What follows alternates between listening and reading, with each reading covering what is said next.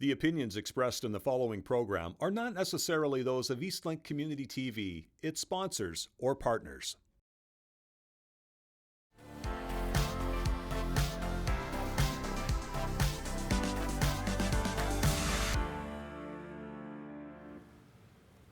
It is Titans of Business on Eastlink Community TV, the program that gives you the chance to meet the people who have built some of the most successful businesses in our region. She is a member of the Nova Scotia Business Hall of Fame and also the CEO of Berkeley Holdings Limited. Our guest today, Diane Campbell. Welcome to this program. Thank you, Bruce. It's delightful to be here. There's a bit of irony as we talk here, and we can't bury this lead. I'd like to try, but we can't. As we tape this on April 10th, 2024, you have news about Berkeley Holdings Limited that pertains to you, the ownership, and a sale, don't you? I do indeed. The Berkeley was sold to Paul Jenkins of Charlottetown, PEI, on March 1st of this year. And on that day, I retired. Right. We're going to talk more about that, but let's circle back and talk a bit about the beginning. Remarkably, you were 16 years old when you entered Acadia University in Wolfville. I was. What was that like for a young kid at the time? It was a bit daunting, I must say, but I had a wonderful roommate who was in her first year as well. She was from the Valley. She knew lots of people. And I relied on her very heavily, I must say, especially during that first year at Acadia. You were kind of shy at the time? Well, I was very shy. And so I came to Acadia from grade 11 at QEH. I did not go on to grade 12. And it always shocked me a little bit that I actually made that decision because I had never lived away from home before. Now, mind you, I wasn't very far away from home, but nonetheless, I was away from home, and it was a bold step to take. Well, what did you want to be? Why did you go to Acadia? Well, I'm not sure that I really knew what I wanted to be at that moment in time, in fact, and I registered for Arts and Secretarial Science. And I stayed in the secretarial science program for the first 2 years and then decided that I wanted to go to law school. And so I needed to pick up some other courses, and I ultimately had to give up the secretarial science. The one good thing was I learned to type. Lifelong skill. Exactly. There's a big trailblazing side to your story that we'll touch on, but were there many women at the time, young women, taking courses designed to get them into law back in the day? Well, not that I'm aware of, and in fact, when I entered law school, there were 72 students and 2 female students. Right. In my class. Why do you think Acadia was the perfect school for you at that time in your life? Well, I think because it was a small school, really you got to know practically everybody on campus. There were fewer than 1,000 students at that time. In my memory, there were something like 870 students at that time, but I may not be correct about that. In any event, it was a small university. Everyone lived in residence, and so it was really very much a family sort of situation, much more so than it is today. And you remain loyal to this school to this day, I don't do you? Indeed, absolutely. Yeah. In what sorts of ways? Well, I was on the board for, a total, I think, of something like 23 years. I was on the board for 18 years, went off for 6, went back on for 3, so I guess 21 years altogether, and on a variety of other committees as well. And of course, I donate to Acadia when I can, and always hope to make the university a little bit better. It remains a big part of your heart, huh? It does indeed. So you get your law degree from Dow. At around the same time, your mom passes away, you deal with that, you're raising a family of your own. Let's jump ahead to 1980, because that's when your dad passes away. Yes, and that's right. He leaves behind some businesses that require some stewardship.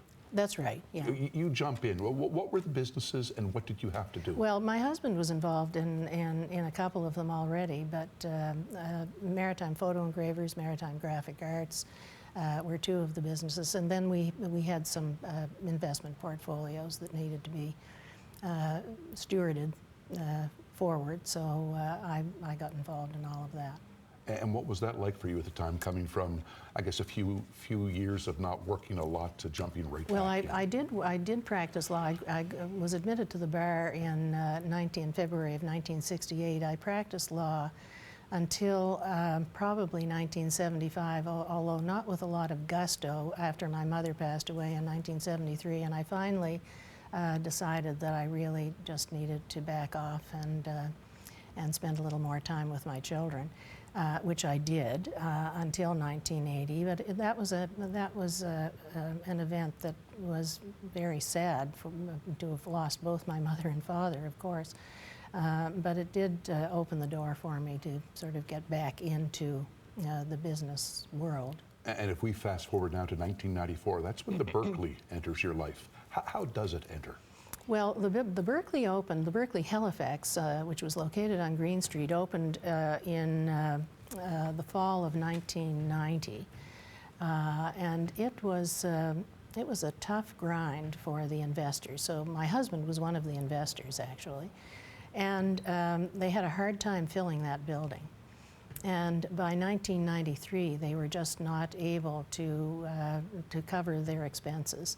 And the building was put into receivership.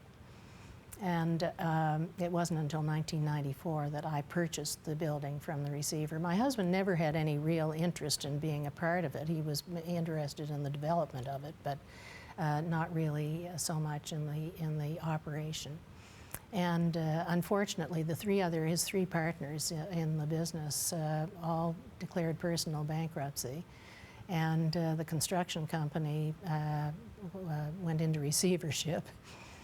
Even the Central Trust was the mortgagee, and they were in trouble too. So it was a bad time. And of course, interest rates were very high, double-digit interest rates in those days. Yeah. So given all of that, why was this of interest to you at the time? Well, it really had to be of interest to me because otherwise, as my husband was going to be caught with all of the deficits that they hadn't cleared up. So it was going to be.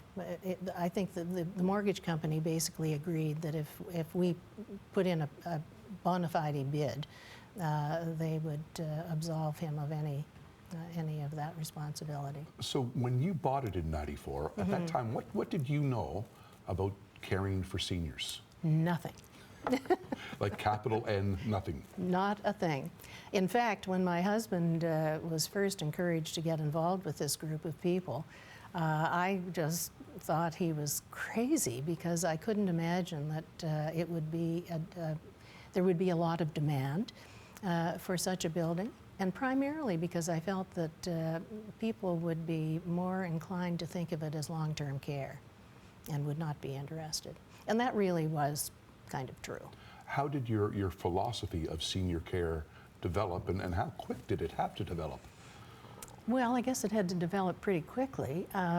We did have an excellent administrator, a woman by the name of Carol Davis, who was an RN, and she came with the company at the very beginning, and she knew what she was doing. So I really just followed her lead for the first couple of years, for sure. Just did a lot of listening and learning? That was Yeah, kind of that's right. We spent a lot of time together. It's always fun to track evolution of businesses through numbers. When you bought it in '94, how many employees at the Berkeley? I think there were probably about 25 at that point, and the building at that, so it was a 52-unit building. And I think we had about 37, 38 residents. So it was not full, even then. So it was one building, not full, with about 20 employees? With, 20 to 25 employees, probably. And in 2024, what's the difference? In 2024, well, we have 200 employees now and 4 buildings and over 300 residents. So it's a much bigger establishment now than it was. That's a busy 30 years, for sure. Once upon a time, yes. You hear in real estate all the time, location, location, location. How does that apply to where you should build a Berkeley in the province of Nova Scotia? From my perspective, it's a very important decision. And we have built all of our buildings in very close proximity to retail and drugstores and things, grocery stores. So conveniences that our residents might want to frequent. So they are all within walking distance. Some buildings are a little better than others. Gladstone is probably, the Berkeley at Gladstone Ridge is probably the best building from that perspective because it's right across the street from Sobeys and Lawton's. And of course there are medical clinics across the street and down the street. So very appropriate spot for a seniors retirement residence. Circling back to the news we broke at the top about you selling, why was now the time for you to sell, do you think? Well, I am about to have my 80th birthday in another month, so it seemed to be a good opportunity to make it had to be made eventually. So we had to have a succession plan which was going to work, and we have fantastic employees at the Berkeley. My daughter is at the Berkeley, continues on at the Berkeley as the VP Operations and Communications. And so nothing really has changed. I think, and I wanted to ensure that our employees would all be safe. I didn't want anyone to be let go because a big organization was coming in and picking up the business and would not need, for instance, some of the senior leadership team. So we were successful in doing that. There were a couple of people who were interested in the Berkeley, but we did go to market and went to bigger institutions as well. But fortunately, we were able to find the right person to purchase. He has a mindset similar to ours, wants to maintain the business as it is now, and is holding on to all the employees. So, is selling something you've been so close to for 3 decades? Is it an emotional experience for you? Well, interestingly enough, I thought it might be, but it was not. I think it was not because it went to the right person, and I know that things are going to continue on as they have been over the last 30 years or so. Yeah. So very happy about all of that. We're going to take a break, and when we come back, you're going to take us to the location on Pepperell Street in Halifax and talk more about the building and your philosophy and the like, okay? Sounds great. Diane Campbell, our guest. Titans of Business continues on Eastlink Community TV.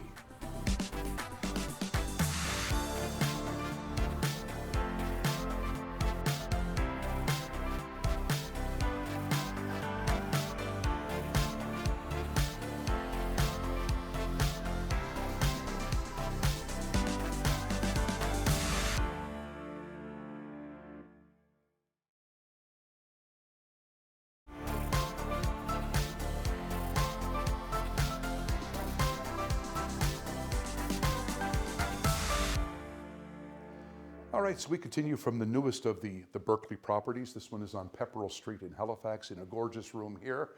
Diane, what are the characteristics of a Berkeley building?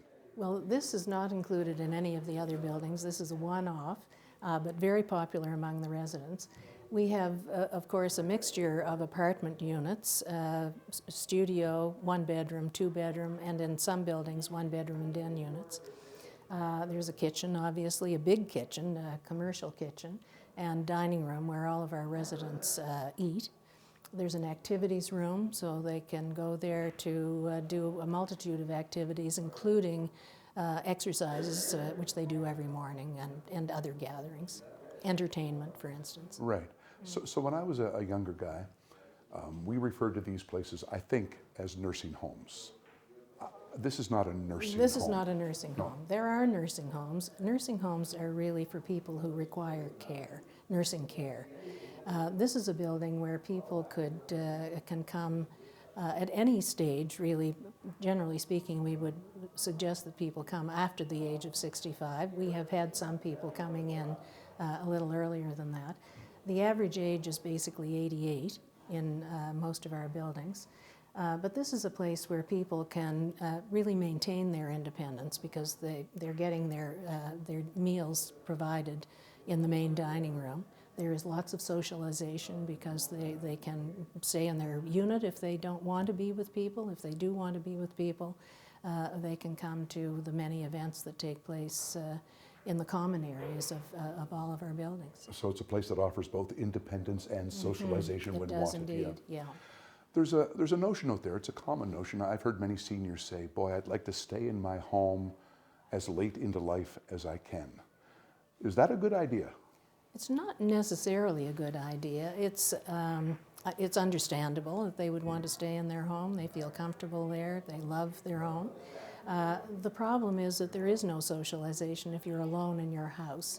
And you're providing a meal for one person, which is not necessarily always the most joyful thing to be doing. So moving into a retirement residence means that some of those tasks like housekeeping and preparation of meals and that kind of thing are looked after by somebody else. But you're in a place where you always have the opportunity to socialize if you want to. Is it a place where the cost can be prohibitive? Generally speaking, I would say for most people it would be prohibitive for some, most definitely. But it's a pretty reasonable price considering what you get. Your heating and lighting are all covered in the rent. Your 2 meals a day are covered in the rent. There's a nurse on duty 24 hours a day, so there's always someone here to help if you need assistance. So and there are lots of people around, so that socialization bit, which is the most important, is available in a retirement residence where it's not in your own house. You mentioned in the last block that you have more than 200 employees now at the Berkeleys across Halifax. What do you look for when you hire someone? Well, we look for people who are kind and compassionate and who enjoy working with seniors. And in many cases, you know, our employees almost look upon the residents as grandparents. They become very close, and they really enjoy one another's company. They enjoy learning from one another. And so that's really what we're looking for, people who are dedicated to, you know, providing the very best life for seniors. Do you have employees who have made a decade or decades-long career out of this? We have some employees who have been with us for over 20 years. Yeah, some of them have retired before me. So they love what they do. They love what they do. Okay, that's listen, right. with that, we're going to take one more break. We'll come back and talk about legacy and what Diane has learned along the way as we continue with Titans of Business.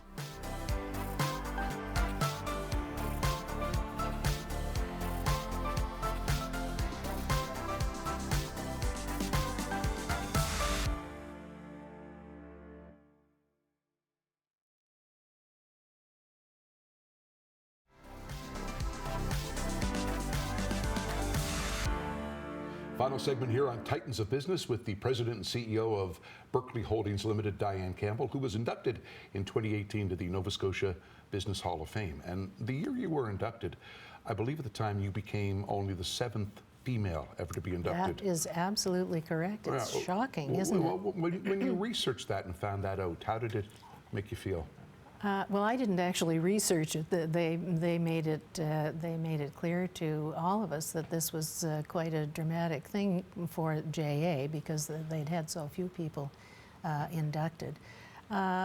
It's really kind of a shocking situation, although one that is not in a way surprising because I think women still are making lower wages doing the same job as men, and there are other barriers. I think the ceiling is still there to some degree, although we've made a lot of progress in the years over the last few years.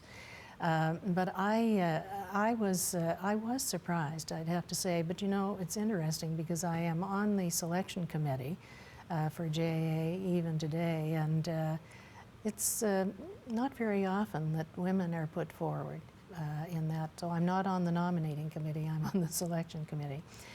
But that is rare. Is it your sense that will change in the years to come? Well, hopefully. I think it's one of those things that I probably need to push a bit on myself since I'm part of JA. I can only assume you at times as a CEO, during the era in which you worked, faced levels of sexism in your career. I can only actually think of one occasion when I did, and it was a vendor who wanted to do some work for us, and he was really quite obnoxious. And in the end, he didn't get the job, obviously. So we dispatched him quite quickly and didn't worry about it. But no, I've been really very fortunate. Actually, I've worked with fantastic people from the outside world. Who have done work for the Berkeley, been consultants and so on. And they've all been fantastic. I would say that they've been very generous, and I've never had any feeling that I was being disparaged in any way. One more question on this topic. In your time as a leader in the community, how have you seen the acceptance of a female leadership grow in business? Well, I mean, I think I don't necessarily know some of the women who have been extremely successful in business, and there are people who have been and done much more than I have in growing their business. But it's not, when you go to receptions and so on, dinners, there are very few women who are necessary. They may be in attendance at the reception or the dinner, but they may not be business owners themselves, but they would have high positions in a business. I think there's still a long way to go with respect to bringing women to business and business to women. Right. What kind of leader have you tried to be during your tenure at the Berkeley? Well, I'm really very much a consensus person. We at the Berkeley meet every week with our management team, every second week with the whole leadership team, but the management team meets pretty much every week.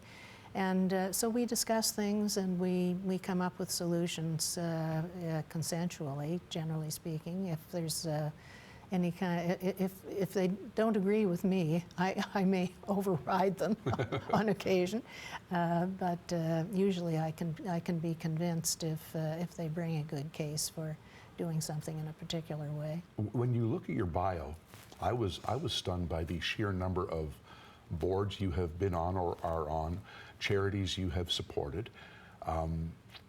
You could be forgiven for taking a day off here or there, I would think, but clearly you love to be busy and philanthropic as well. Why do you think that's so important to you?